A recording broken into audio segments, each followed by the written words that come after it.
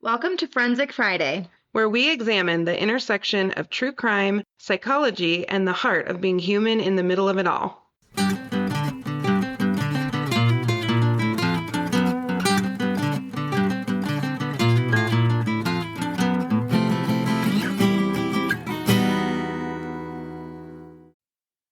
Well, this is take 2 for this. This is take two. We did this whole sucker already. I know, but it just sucked.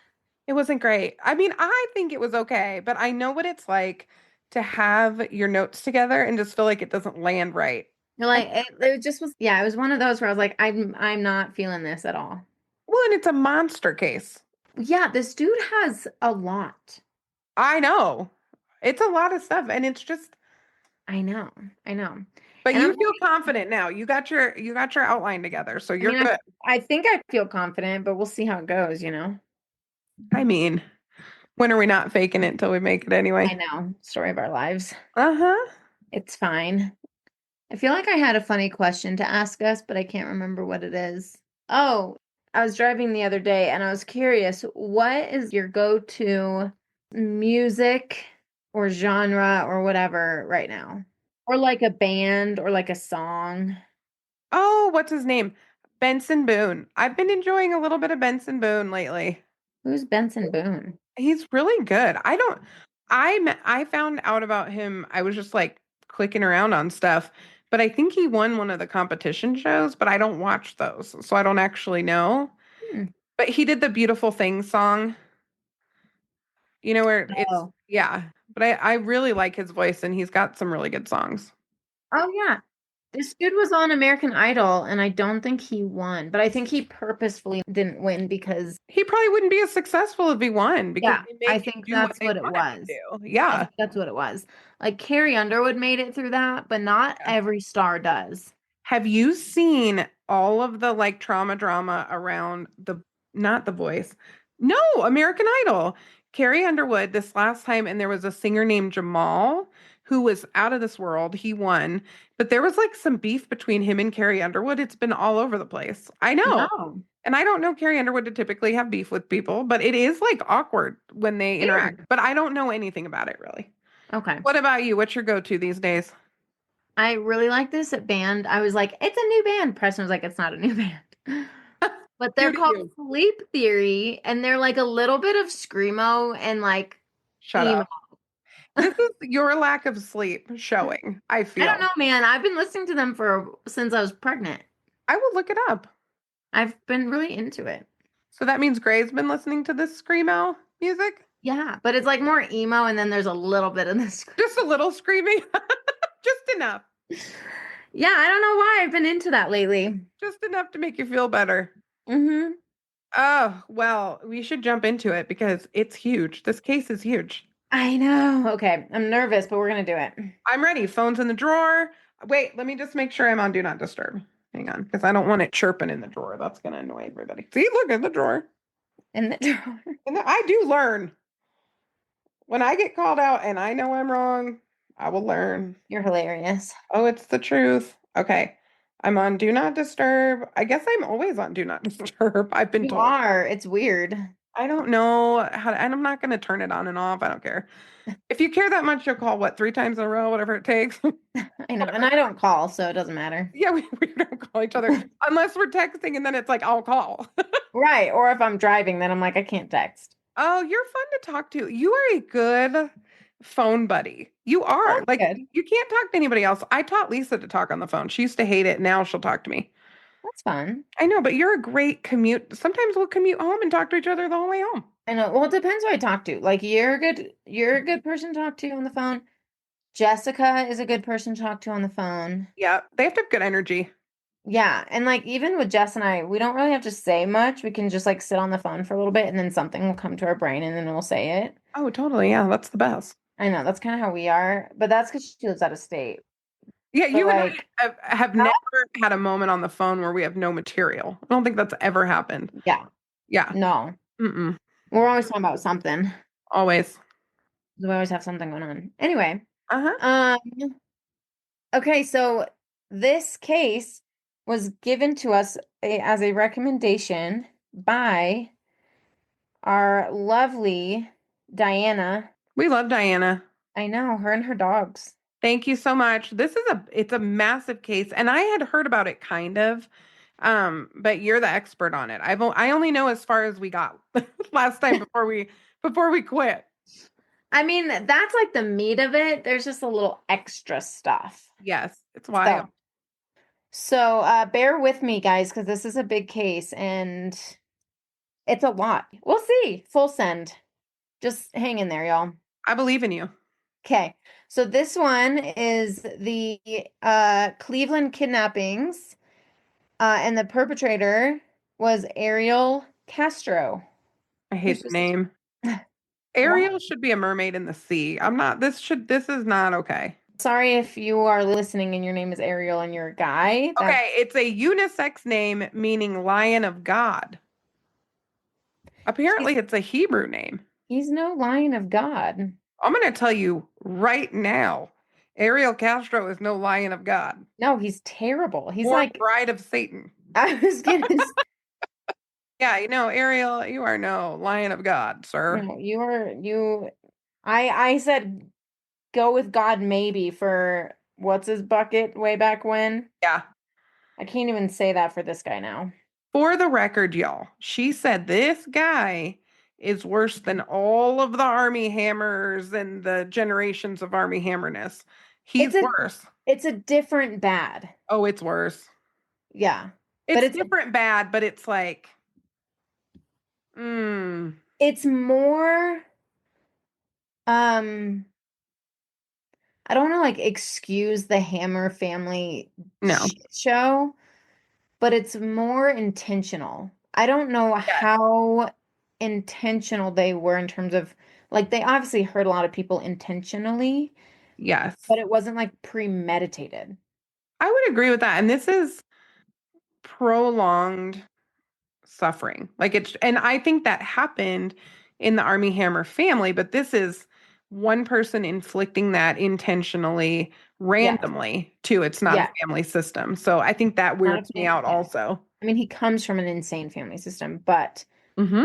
um but yeah, I don't it's just different. Like Army, the Hammer stuff is more I don't think that's as intentional. Like they were after fame, fortune, and had a shit ton of trauma, Yes. but manifested itself in continuing the abuse and trauma. This has elements of that. However, his goal wasn't fame and fortune and power in the same way, Yeah, I would agree with that. you know. Anyway, we'll dive in and you guys can let us know what you guys think to our listeners. Yeah. So Ariel Castro, casserole. Um, I'm sure he'd love that. Ariel, it's basically his first and last name together, casserole. Uh-huh. Um, Kidnapped three young women between the years of 2002 and 2004. Okay. Okay. Michelle Knight, Amanda Berry, and Gina DeJesus. So we're going to start with Michelle Knight because she was victim number one. Okay. So Michelle Knight was 21 years old when she was kidnapped. Okay. So compared to the other two, she was a little bit older. So I'm going to back up with a piece of her story before she was kidnapped because it plays into part of her kidnapping. So her family, she was believed to be a runaway when she was kidnapped because historically before, because of her family, which I'm going to get into a little bit, she had been a runaway. So no one was really looking for her, right? A little backstory to this, she had lost custody of her son, right? And that is when her and Castro had their run-in. Okay, so a little bit history from that and as to why she lost custody of her son. So she was a young mom. She got pregnant, I think later in high school, maybe a junior. I don't know. It wasn't specific. And she got pregnant by an older kid in school. Okay, so she got pregnant pretty young and she lost custody of her son because she was out looking for a job and her mom and her mom's boyfriend were babysitting. Her mom's boyfriend picked up the kiddo, the baby, by his leg and broke or dislocated the kiddo's knee. I know. What are you thinking? Your That's face. sad. I know. Janine's doing such a good job. She was like, I'm not going to actively She's like, I'm gonna actively listen, but I'm not gonna do the sounds of active I'm not listen. saying any words, but man, is my head bobbing. I'm She's giving you like, everything I can. the feedback she got was she does a lot. And okay. All right. Yep. I'm not Yep. doing it anymore, people. I'm just going to sit here awkwardly in silence and nod at I don't like it that much. I like some of the affirmation, but it's fine. do it. It's fine. It's fine. Fine. I'm thinking Just it. Just no one just thinking. say words if something comes up. Will do. Okay, cool. Because it's weird. I feel like I'm talking to myself. I know. I tried to tell Garrett that if we do this, it's going to throw you off because it's not how we talk. No, But we've been vetoed by the hubbies, so I'm you going to just try have to it. not do the thing. I don't know that I can. It's like breathing. I'm all or nothing. You're going to get all the attending verbal and nonverbal cues, or I'm just going to do nothing. But I'm going to try real hard. I'm head nodding. Okay. So Michelle came from a very abusive home, came from poverty, and she basically had to raise her siblings. So this kind of paints the picture of the type of individual Michelle was and is. Okay. So yeah, she was abused significantly as a child. Yeah, sexually, emotionally, and physically. She said at one point when she was a teenager, probably 13 to 14. She ran away when she was 14, but she said she was safer living on the streets than living at home. So that's when she ran away, was when she was 14 years old. I know. Her, Ugh. when I say I know, it's because Janine gives me a face, Mhm. just so our listeners know. Not saying, mhm. I'm just nodding. And she's just nodding. Mhm. That time I did. Right, right. So after she ran away, she began going to a church uh nearby where she was staying. She would like stay under bridges, sometimes in dumpsters for food, but she also really enjoyed going to the church service. Unfortunately, someone recognized her and called her dad. So she had lived with her mom before.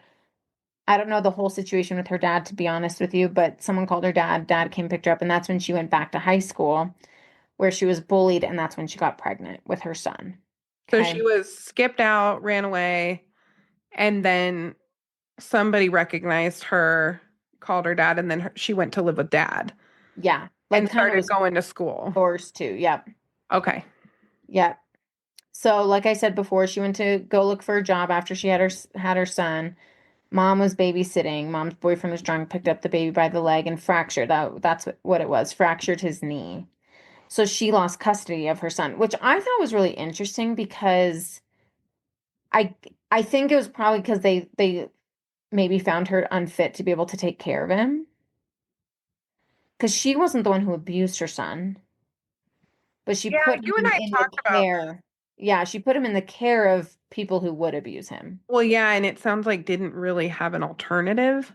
Yeah. So she probably couldn't, and mom probably wasn't willing to get rid of the boyfriend in order to watch her grandson. Yeah. So And mom didn't take care of her ever in mm. general when she was a kid. So, It's also really interesting working in this space how much doctors have made progress in recognizing abuse.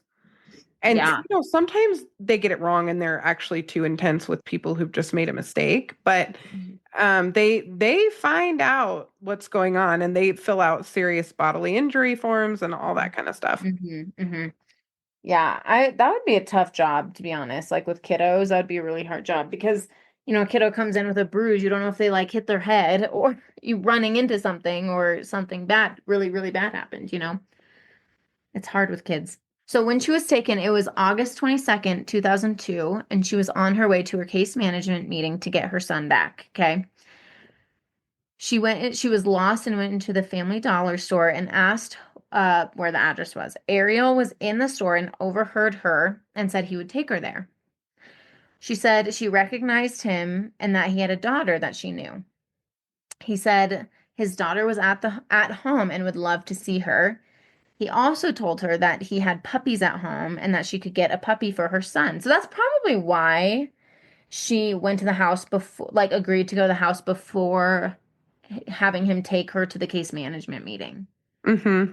You know what I mean? Because Well, and because she was going to get a ride, she probably thought that's quicker. Yeah. and walking, so she probably thought she had a minute. Yeah. Yeah, exactly. That was when he took her to the house, took her upstairs. She, I believe, began to realize this was not a great idea, and he chained her up in one of the bedrooms. Ugh. I know. I know. Also, it's very ballsy to try to kidnap a 21-year-old. Like, there's a reason. I mean, listen, men kidnap children and grown women, but this is the first case we know of his. I don't know if he's ever done this prior Hmm. to this victim, but I mean, that's a whole ass person Yeah. you have to get control of. Yeah. And Yeah. I don't think he Exactly. had a gun or anything either when she went to the house. No, I agree. I think it was pretty. I'm not pretty. I think it was very. This whole thing is gutsy, to be honest with you. No, it really is. But very, yeah, for him to take a 21-year-old. But here's the thing. I think like the area that they're in, I don't Mm-hmm. know how small of a town it was, but it feels like it was small enough that people like knew about people and knew people decently well. And if you didn't, you at least knew of the people. Well, it's Cleveland, Ohio, right? Right. So that's not small. Oh, that's true. That's true. So I'm thinking it might have been a small area of That's Cleveland, what I'm, yeah. right? But Yeah. Cleveland's huge. Yeah. Yeah. I actually think he hid behind some of that. But still, he operated in his area. That's what's so wild to me is it's one thing if you operate 30 minutes away, but Hmm. he's right in an area where people know who his daughter is and know him. Yeah. Yeah, exactly. That's what I'm saying. It was just her there. Okay, so he took her there. It was just her there for about a year, where she endured emotional, physical, and sexual abuse, which matches her upbringing, sadly. She was impregnated like up to 5 times. She didn't really give a specific number, but she said like up to 5 times. And each time he caused her to miscarry by abusing her, whether it was neglecting her for food or actually physically abusing her. I won't even get into the details of what he did because it's pretty horrendous. Mm-mm. At one point, he also got her a dog at like for whatever reason. That's the other thing about this dude. He like would bribe and give and take away in many situations as we get more into like the other girls. But he got her a dog at one point, and during one of the times he was beating her, the dog attacked him and he killed the dog. Dog's probably trying to protect her. Oh, for sure. Mm. Yeah, yeah. Michelle, because of I well, not because of this, but I would guess. I mean, here's the thing. You and I work with plenty of women who've gone through pretty significant Mm-hmm. trauma. Tough. Tough. So she refused to use his name and she'd call him dude, which would piss him off. I love that. I mean, I would have had even more creative ones. Although she was trying to stay alive. So Mhm. dude was probably the edge where she could get his goat, but he wouldn't kill her. Yeah, yeah. He saw her as very defiant. Unfortunately, Michelle lost hearing in one of her ears because of the abuse she endured and damaged her eyes from sitting in the dark for so many years. I know. So, like, all this lifelong Mm. trauma. Horrendous. I know. The next one was Amanda Berry. And she was the second one who was kidnapped, and she was 16 at the time. She was taken on April 21st, 2003. She was last seen finishing her shift at Burger King. A red car pulled up, and it was a familiar face, as he had a daughter around her age, which we mentioned, and was a local around town. This is what she said. Castro asked her if she needed a ride home. He lured her in by asking if she would like to see his daughter, and she said, "Sure, like that would be great." He said, "Angie's in the back, but my roommate is here," which was Michelle. Ugh. That psycho.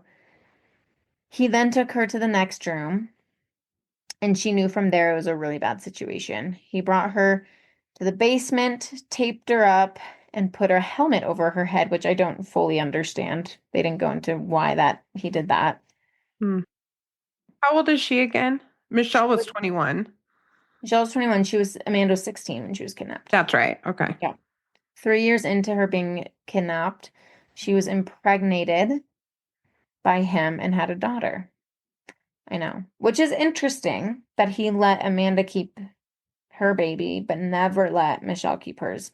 I wonder if it's because Amanda maybe fell into compliance a little bit. Mm. Easier than Michelle did. Yeah, because she was younger. Mm-hmm. And I mean, at that point, it's like, God, like, I mean, they probably felt like this is my life now, you know?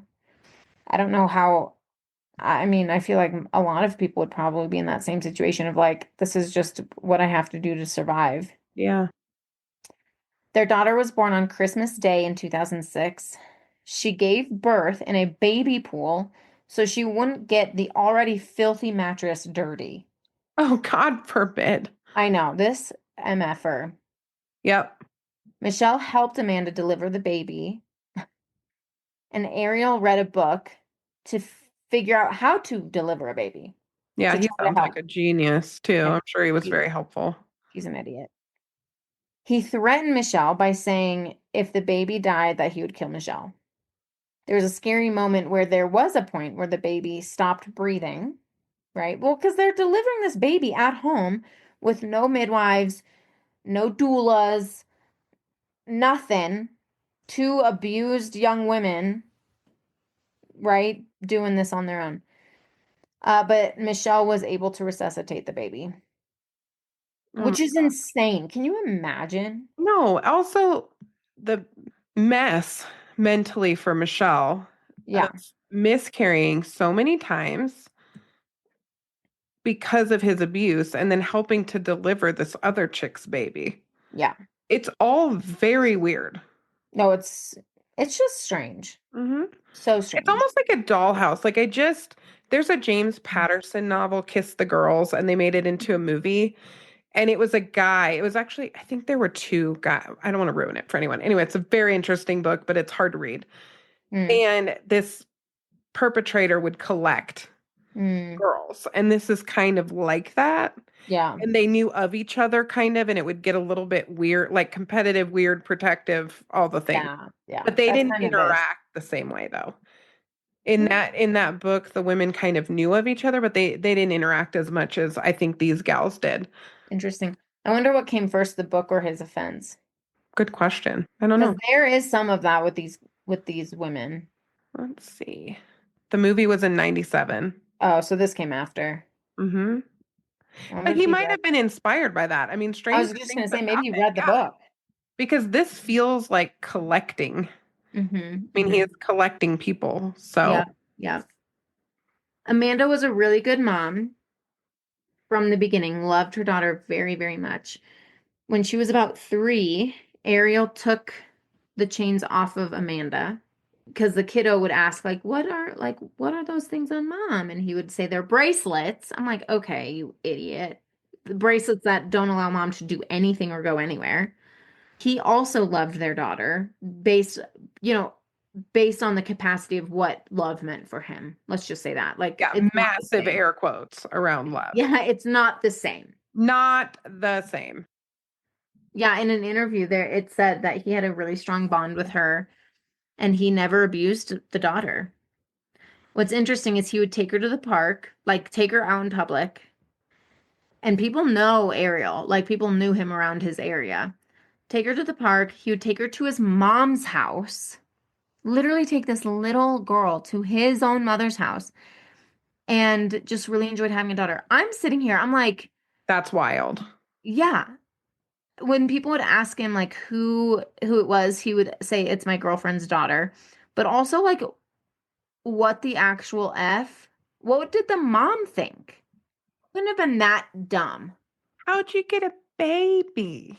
Well, that, and I'm like, she probably had some resemblance, like family resemblance. So did he bring Amanda around or just the baby? Just the baby. Okay.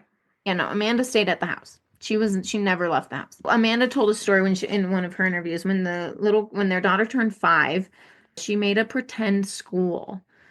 So she asked Ariel to get school stuff and created like a better place for their daughter. So there's a whole room in the house that they like decorated to be more kid friendly.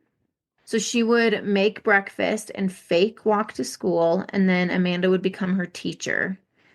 Oh, Like I said, there's a whole room that had like school supplies and play areas and all that stuff. It was wild. oh my goodness. And we'll talk a little bit more about, survival and resilience and all of that here later. But I mean, talk about just really trying to turn something into something that it's not. You know what I mean? Like trying to find the best that you can for for your kid, to make some level of normalcy. It's just nuts. Yeah, it's like that movie Room, which I can't watch because it just looks so upsetting to me, but it's about a Yeah. mom and a kid that was conceived in a situation like this, and she just decided to make their life as normal as possible. Mm-hmm. Yeah, I don't, that would be so hard. Something that impressed me with Amanda was that when she was interviewed, she talked about how she asked for a journal so she could keep everything documented. Which I'm like, when I heard her say that initially, my thought was like, I wouldn't want to like go Mm-mm. back and remember any of it. But she would write down, so she wrote down some stuff, but she would write a number and an X at the top of each page to document how many times she was raped. A badass as well. Yeah, It 100%. tracks with the trauma responses we know about. Like some people are more fighters, some people might freeze, fawn, Mhm. and none of them are wrong. They're all a reaction to a really difficult environment. It's just your nervous system, but it is interesting. They're both so incredibly resilient and amazing in their own ways. Yep. Looks different, but Looks very resilient. different, but it's like the same strength. Yeah. Third girl, Gina DeJesus, was 14 when she was kidnapped, so they progressively got younger. She was taken on April 2nd, 2004, and was last seen after she stopped using the payphone. This is nuts. With Ariel's daughter, Arlene Castro. So she was with Arlene Castro the day she was kidnapped. They called Arlene's mom. I don't know who her mom was, to be honest. Uh-huh. I don't know if he had numerous like kids with numerous women. It doesn't really his history didn't go into all of that detail. Anyway, they called her mom, and asked if they could have a sleepover. Mom said no, so they went different directions. After that, Ariel pulls up and asks if she has seen his daughter. She said, "Yeah, I was just with her. She's around the corner." He asked if she would help him find her. She got in the car. She also said that her dad was friends with him, so she didn't think anything was weird. Well, and it's plausible since they had just gone in different directions. She's probably thinking, oh, I just saw her. Yeah. I could help. Yeah. So then he asks her if she would help him move a speaker at the house. Hey, 14-year-old, can you help me lift something at home? Yeah, so weird. Very She weird. says she says yes. So they get to the house. He starts to touch her, and she literally says to him, "You can go to jail for this." So he like backs off, says, "Okay, you can leave, but you have to go through a different door." Took her through to the basement and chained her up. That's really all I have about Gina. Oh, what a pistol to be like, you can go to jail for that. I It, know. As a 14-year-old? it reminds me of the case that you did, the 8-year-old who started sassing the guy in the van. Like, why don't you have this? Why Oh, don't you have that? It reminds me of that a little. yes, yes. Yeah, that's a wild case too. Uh-huh.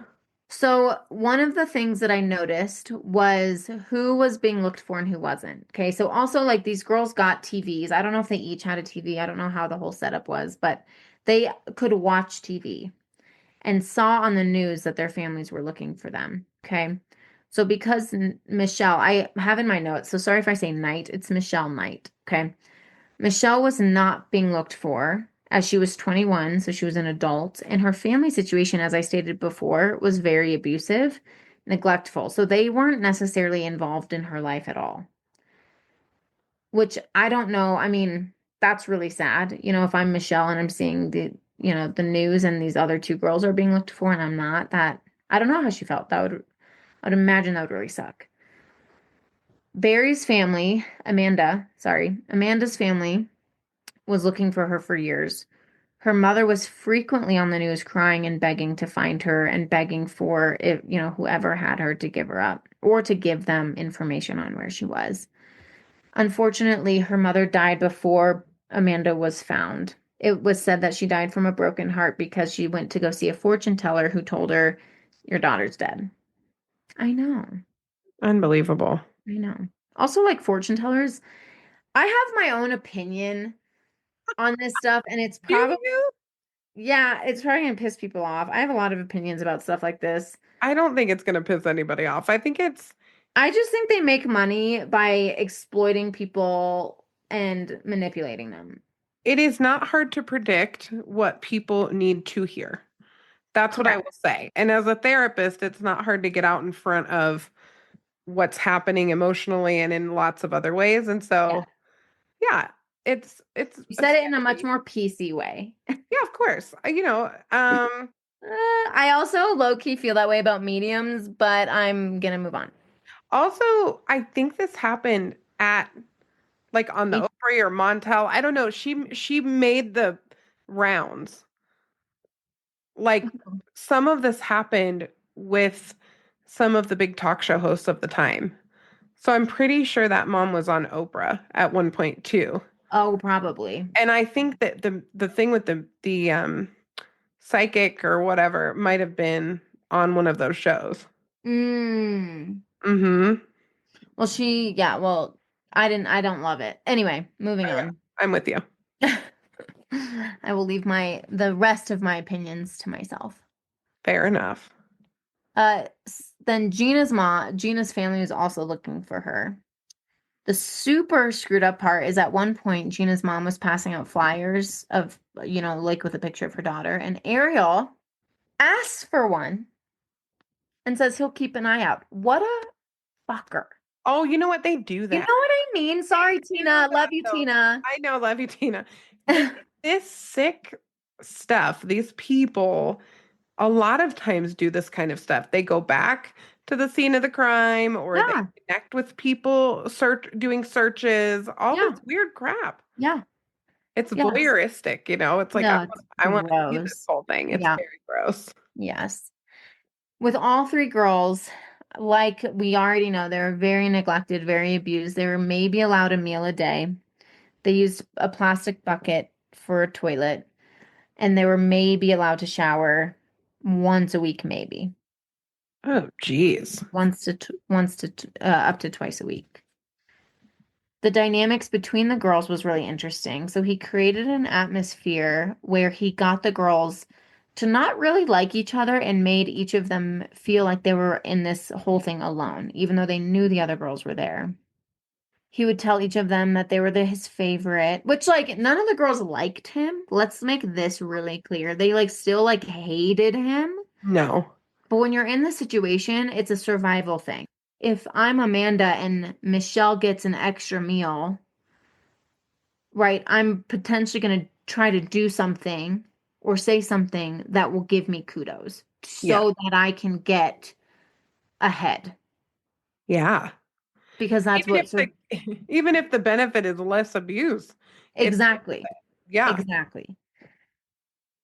He would get he would get one of them more food than the others at times. The result in this was jealousy and resentment for each other between the girls. He would tell lies about each of them to each of them, such as that they would like talk bad about each other or whatever. Castro was also an addict, so he would play crazy games, one of them being Russian roulette with a gun. Mm. So he would put one bullet in, he would point it at himself and pull the trigger, right? Didn't go off. He at one point he handed it to Gina. So Gina was talking about this. He handed it to Gina. So she points it at him and then he goes, "Well, if you love me, you won't pull the trigger." So she pulls the trigger because why wouldn't she? It didn't go off. Click, click, Um, click, click. She should but have like blown his ass away. That's what I would have done. I know. I don't I think in those moments you just don't think, Well, you know. if it was truly Russian roulette, like he could have killed himself right then and there too. I low key think he didn't have a bullet in there. I don't think he did either. I bet it was a blank. Of course it was Nat, because any of them could have blown him away, and Michelle would have. Oh, for sure. Michelle's Yeah, like, I don't think I he had like a real my bullet in there. chances. No. Yeah, I don't I think I mean, he's a asshat, but I think he was too smart for that. Smart enough not to get killed by Michelle, who's been Well, waiting. he also probably played certain games with each of them, and so I'm sure he didn't play Russian roulette with Michelle. Yeah, that would have been real dumb. He played it with the youngest one. That tracks. So, here we are. Yep. I'm not saying she's dumb at all. No, no, no. She's 14 though. Right, and she wants to survive. So, Uh-huh. again, I don't know if she would have thought I'm gonna just pull it 10 more times. I don't know how many rounds are in guns sometimes, but I don't know if she thought of that. So, yeah, it was just a really crazy situation, obviously. He was always monitoring them. He had cameras everywhere and mirrors everywhere and locks on everything. Mm. When Castro would have guests over, oh my gosh, get this.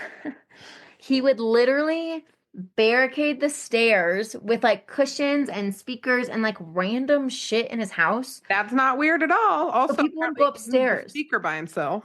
What? Apparently he can move the speaker by himself. Asshole. No, he just asked them. He's like, "Can you help me move this Help me move this so I can sofa block over the here so I can stairs?" blockade the stairway. What a Also, that's psycho. not going to block sound. I know. I know, but they were Well, too no, but they were scared. too scared. So that was the manipulation. They were too scared. They were too scared he'd kill them if they made a sound. Mm, That was part of the manipulation because they talk about that. yeah.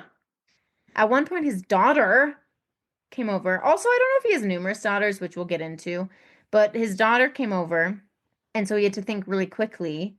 And he took the girls outside and made them stay in his van and wear wigs for whatever reason. They talked about what it would be like for them to run him over, but then got scared because they were like, if it doesn't work, he's going to kill us all. Hmm. Also, So did his daughter not think it's weird that there's three women in probably not great wigs in his van? I know, I don't know if she saw them. Probably not. No. Also, Also, what he would, had one of those serial killer vans where like the windows are only in the front seat, like the solid pane. yeah. That's why we don't park by those, ladies. Well, exactly. Yeah. And We my don't guess know is that for sure. That's allegedly, but alleged. I'm just thinking that would make the most sense. Allegedly. Well, he also, and I'll get some into like him as a human. He also was in a band, so I'm guessing he like played it off having a van like that to like lug his sound systems around or instruments. I know, it's annoying. Also, what would you think if you came over to my house and you saw like a bunch of shit in front of my stairs? What would you just Well, right now I wouldn't think much of that because I have fair. so It's much fair because we're doing a stuff. remodel. But like under normal circumstances, yeah, I would be like, what the hell is going on with your stairs, dude? I know. Yeah, his son has said his dad's house was always a little odd, and again noticed that he would block the stairs. So weird. His son also shared with investigators that Castro asked him, this is so messed up, asked his son, if he thought they would ever find Amanda. He had an infatuation with Amanda. Yes, he did. His son said he thought that she was dead, and Castro responded with, "Really? You think so?" I can't with him. I know. He's horrible. Well, he's also like maybe, I don't know. Some of the things he did, I'm like, are you trying to get caught? Like No, he is putting no. himself out there a little bit. Yeah.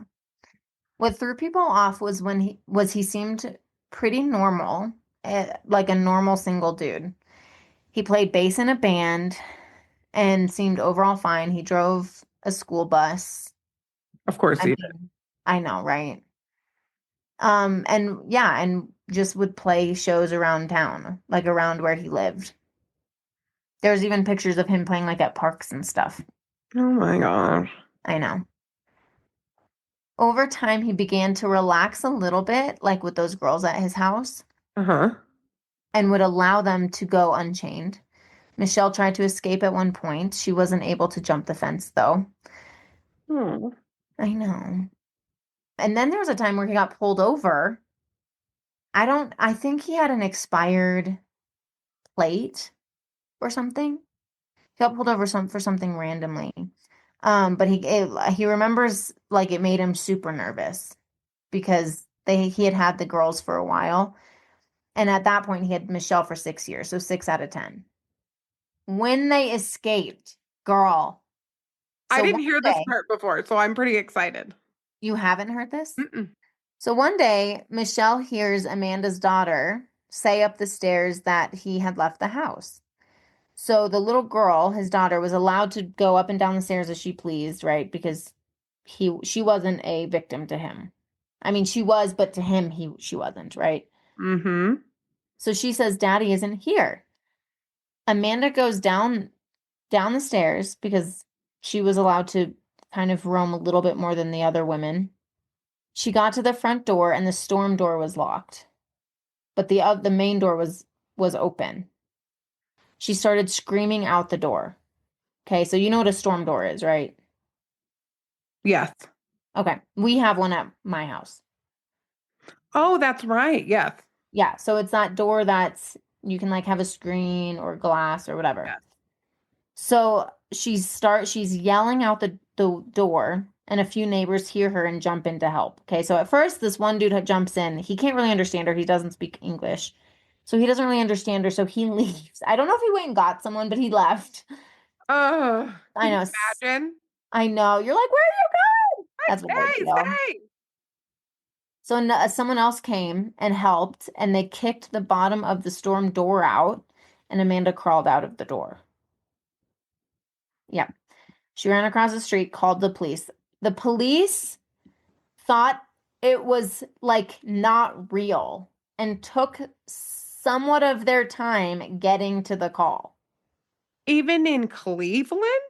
Yes. Established. The Midwest is known for serial killers and this kind of nonsense, Yes. and they don't think it's real. Yes. Cool. When they got there, you can hear it on their radio. They literally say, "Oh, this might be a real call." You're kidding. I did not. No, no. Oh my gosh. How They embarrassing got all. to be them. I know I would feel like an idiot. I really value doing a good job in my Yes. Yes. I don't know how you roll up to your day as an officer and go, yeah, that's probably not real. There's some people who've been held hostage for years. Let's just take our sweet time. No, yeah, it's bad. Oh my gosh. They got all the girls out safely and brought them to the hospital. There was also a report stating that neighbors had called police before due to suspicious activity at the house, but law enforcement said they didn't have records of those calls. I know. I know. Wow. I know. So Castro got 4 counts of kidnapping, 3 counts of rape on May 8th, which carried a prison sentence of 10 years to life in Ohio. Additional charges. I'm literally reading this from, I like copied and pasted from the website because there's so much about his charges. Well, I mean, Additional, I'm sure there are a lot of charges. there are. Yeah. Additional charges were reported to be pending, including aggravated murder for intentional induction of miscarriages, attempted murder, assault. No, Oh, yeah, dude. No, they handed his asshole to him. okay. Yeah. Well done, Attempted, Cleveland. I I mean, know. once it got to court. After the police were like, oh, this is real. Attempted murder, assault, a charge for each instance of rape. So remember when Amanda kept track? Yeah, Okay. she did. And kidnapping charges for each day each captive was held. He was Which is sentenced a to lot. Because how long was Michelle? 10 years. Oh my God. He was sentenced to life in prison plus 1,000 years without the possibility of parole. The county they were in, the grand jury returned. I can't say the county because the word's weird, so I'm not going to try. That's fine. The county that they're in, the grand jury returned a true bill of indictment Oh yeah.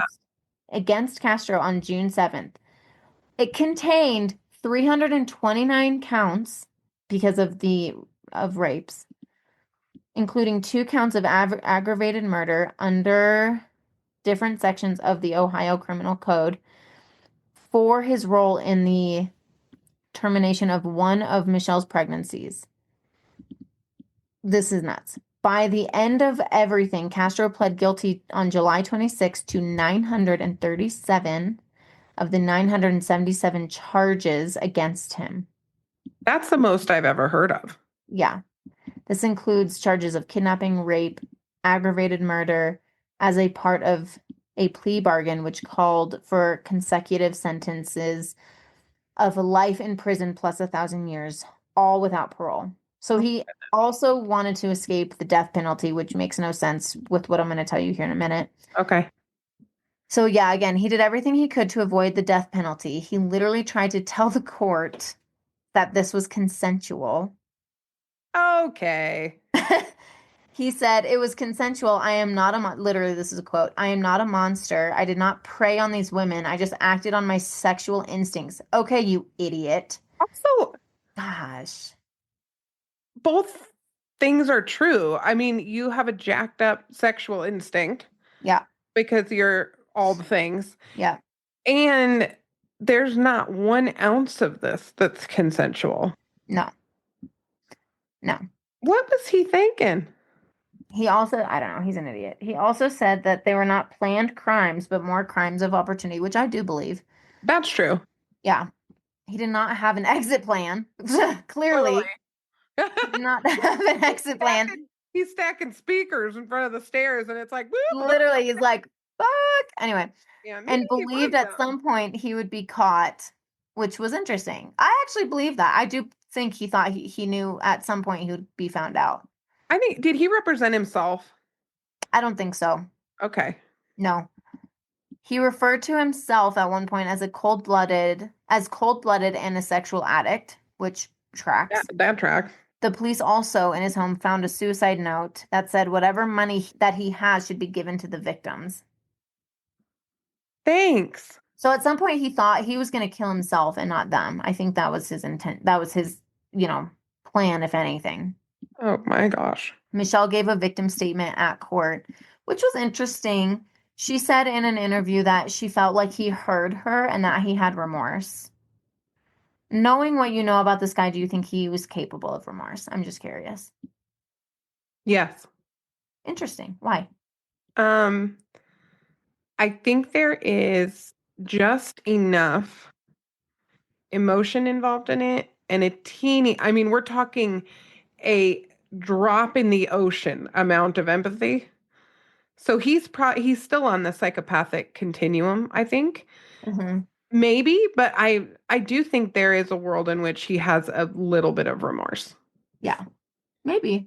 I think he was an extreme sexual addict Yes. with sadism. Like he was a sadist, essentially. Yeah. Yeah. I mean, I think him having the suicide note saying whatever money he has should go to them. I think at times there was moments like Mhm. glimpses of remorse, Yes. but I don't think he was a remorseful human as No. a whole. No. He also didn't go get the picture and say he'd be on the lookout for the girl.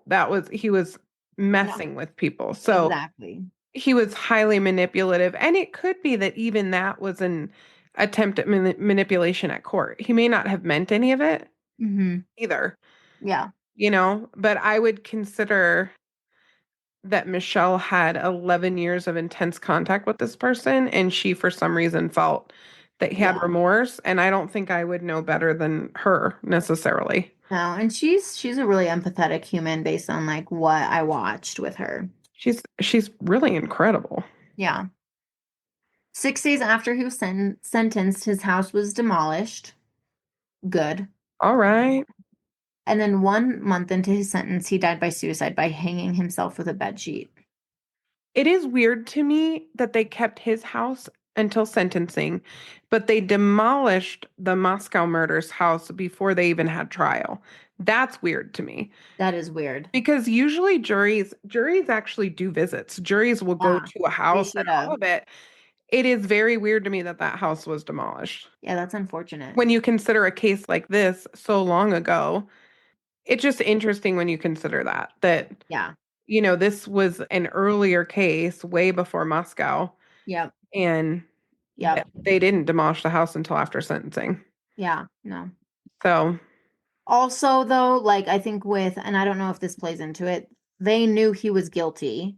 They're still trying to find the Moscow dude guilty, right? But that's even more reason to I know. keep the house. That's what's so confusing to me. But But I wonder, but I don't think his trial was quite as long.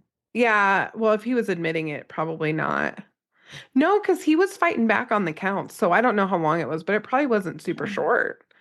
yeah, I There's don't know. so much information to go through with that many counts of Yeah, everything that's true. because you That's have to true. prove every count, Yeah. you know? Yeah. But anyway, homeboy died. He killed himself. Yep. Which is interesting that he was so adamant at not getting the death penalty. Control. I think it's control. I think he wanted to go out his own way. And Hmm. even if you're this kind of dude, the idea of someone else killing you Oh, is often absolutely. scarier than killing yourself. So, That's valid. That's yeah. valid. Bye. See you never. Yeah. Bye bye. Mm-hmm. Bye bye. So the psychology part of this ties in with his background. So we're gonna get in a little into his family. Here's the thing. I didn't do like a massive deep dive into his family because I'm sure there's like a shit ton there and we could probably do a whole nother episode, but we're not going to. Yeah. So Ariel was born on July 10th, 1960. He was born in Puerto Rico. Parents got divorced when he was a child and he moved to the US with his mother and three siblings, which were full siblings. Okay. He also had nine total siblings because she remarried and he had a bunch of half siblings, and maybe even step. I don't know. His father also moved to the US and they all eventually moved to Cleveland, Ohio.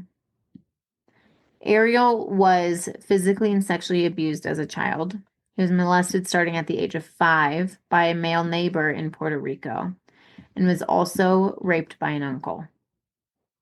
You know, Okay. it's interesting you say that because I was immediately thinking a combination of perpetrators in his own case. Well, and his mom was physically and emotionally abusive to him. Mm, So he was a victim by many people. yes. And we've talked before about the impact of a mom. When a Yeah. mom abuses her kids, Yeah. all abuse is terrible. All abuse has a terrible effect. Yeah. But the men that we've worked with who've been abused by their mothers, Uh-huh. the rage too that we see out of some of those Mhm. individuals is it's just another level, Yeah. which is interesting. Yeah. In junior high, Castro was suspended for touching a girl's breasts. So his behavior started to come out based on his abuse and his trauma. He was pretty young. As an adult, Castro met his girlfriend, Grimilda. I can't say her last name. Figueroa. I don't know. Hmm. Grimilda. When his family moved to a house that was across the street from her. They then moved in together, and that was when Castro began to be abusive towards her. At one point, he broke her nose, ribs, arms, cracked her skull, and caused a blood clot in her brain that apparently caused her to have an inoperable tumor. Oh my gosh. Yeah, no, really significant. Really Ugh. significant. He was arrested for DV and domestic violence in 1993. They split, and Grimilda moved out and gained custody of their four children. The Thank. abuse continued. So he does have four kids. The abuse continued after they split, which you and I both know that that happens. Oh, it happens a lot. I never knew that until I started doing this work. Yeah. Yeah. So, emotional, physical, everything. He continued to abuse her. She ended up passing away in 2012 from complications from her brain tumor. A few things with his family. So, a lot of his family disowned him after, well, like during this whole case. His son refused to visit him in the short time he was in prison. What's really interesting is one of his, I don't know if how many daughters or sons he had. He had four kids. Okay. Again, I'm going to just say one of his daughters, maybe it's the only daughter that we've already been talking about, was found guilty. I'm guessing it was a different daughter, was found guilty for slashing her 11-month-old daughter's throat 4 times in 2007 after the father of the baby moved out of their home. So she was serving sentenced during and after his kidnappings. Well, and then you see the intergenerational. Yep, Yeah. exactly. Exactly. Oh, And it's interesting because I don't know what his son's up to now, but his son was like, yeah, yeah, I mean, he wrote him off real fast. So it's just interesting even how each kid ends up in such different places oftentimes, right? One daughter's serving time in prison for trying to kill her own kid, and the son is like, yeah, y'all are crazy, oh yeah. you know? They say that every child in a family has a different childhood, which I think is so Yeah, interesting. yeah, yeah. I mean, I know siblings who Hmm. have that. Oh yeah. Based on what you know, based on everything we've gone through, when it comes to his mental health, even diagnoses, what do you think about him? Like, I know what you think about him as a human. What do you think about diagnoses? You know, it's interesting. I haven't thought about this in a case thus far. I'm like racking my brain through all the sexual disorders Yeah. because Yeah. you know what I mean? Because Yeah. I really do think there's an element of here's what I think. You want to know my case conceptualization? Yeah, I Here's do. what I think. I think, and I know none of this. I have not read any stuff on his diagnoses. I don't know any of it. But this is me just shooting from the hip. I have a sense that I know he had extreme Yes. trauma, right? Yes. So one of the things that's really common with extreme Including sexual trauma, trauma. exactly, including sexual trauma, one of the things that's really common with that is dissociation. Yeah. Many, many, many boys in particular dissociate into pornography, sexual fantasy, that kind of stuff. So he has probably some paraphilia, Yeah. behavior going on that probably has roots in his trauma from a very young age. So, Absolutely. not an excuse. Not No. everyone who has that upbringing, not even everyone who has that kind of addiction does the things that he Mhm. did. But I think clinically, there's a pretty strong foundation of that. That would be my guess. I agree. And that would allow for some level of remorse. Yeah. Because he Potentially. knew what it was like to be abused. Yeah. And he was also extraordinarily manipulative.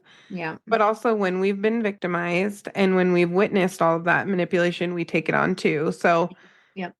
he makes, I don't want to say he makes sense clinically because he's such an outlier, but the intensity of it, it's a little bit on par with like Yes. um the dating game show Yeah. Killer. Like it's a little Yeah. bit on par with that kind of abuse. Yeah. Yeah. Yeah. Yeah. Yes. And I would even say, like, again, none of it's okay. You know, Mm-mm. it's not like he didn't know what's right and what's wrong. He very much knew. But honestly, he does make sense, right? Like, not every kid ends up that way. However, he did. Mm-hmm. And it makes sense as to his offenses, his many, the way he was abused. And so, of course, that's how that's going to show up, Mm-hmm. right? Mm-hmm. So the main thing, the heart of all this is, I looked a little bit into where the girls are now. I couldn't find a ton on each of them. Michelle is like living her best life. I will say that. Mm. As best as she can, I should say it that way. She legally changed her name to Lily Rose Lee, apparently. She Okay. wrote a book, has done many, many interviews to share her story. She's married and has founded a nonprofit animal shelter because she loves animals. I know, Love her. girls She's a amazing. queen. I Michelle, know. you're a queen. And it seems like the other girls are doing the best that they can as well. They've given some interviews. I haven't seen much on what they're doing now. But you and I, throughout this, have low key talked about how resilient these girls had to be.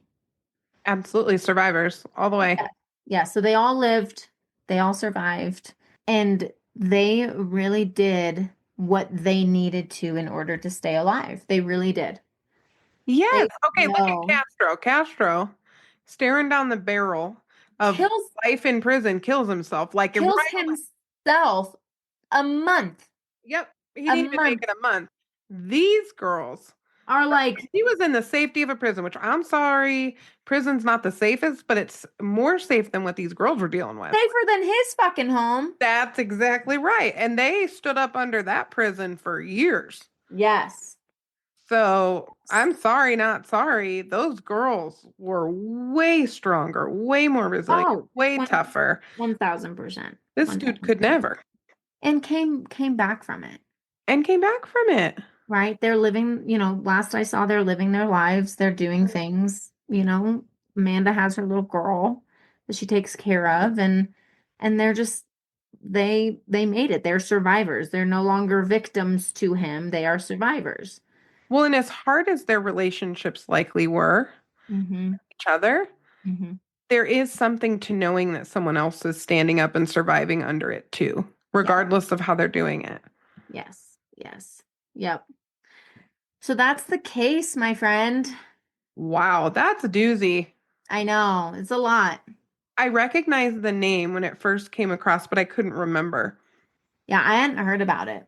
So I'm glad that we did it and that I could get my crap together enough to share it and talk through our thoughts on him and Oh, just the whole situation. and thank you so much, Diana. We have a couple interesting things coming. Yes. Diddy's trial is going on. We'll have some updates on that. Yep. Aaron Reed, we'll have some updates on that. Yep. Uh, Menendez brothers. Menendez brothers, Brian Koberger. We're gonna have to do an Yep. episode that's just like updates on Updates. all the court things. Yep. And then we also have a couple really interesting cases coming your way that we're prepping now. Yep. And we have a And lot coming this summer and we'll too. hopefully have some guest speakers. I can't say much about one of them because I don't know if we can pull it off, but we are gonna try. Oh yeah, we are trying So to we'll see, y'all. We'll shoot see. for the moon, We right? We're are. going for it. We are. So we have some good stuff coming regardless, and we're stoked to share it with you guys. And thank you guys for the cases that you send in. We do the best. We don't cover all of them. We're trying. We got our list, but if you send them in, and even if you remind us, like, hey, do this, you don't have to remind us. But I'm trying to keep a list. It is helpful because then we get to do cases like this. This was from Diana, and it's a case I didn't even know about. So thank you.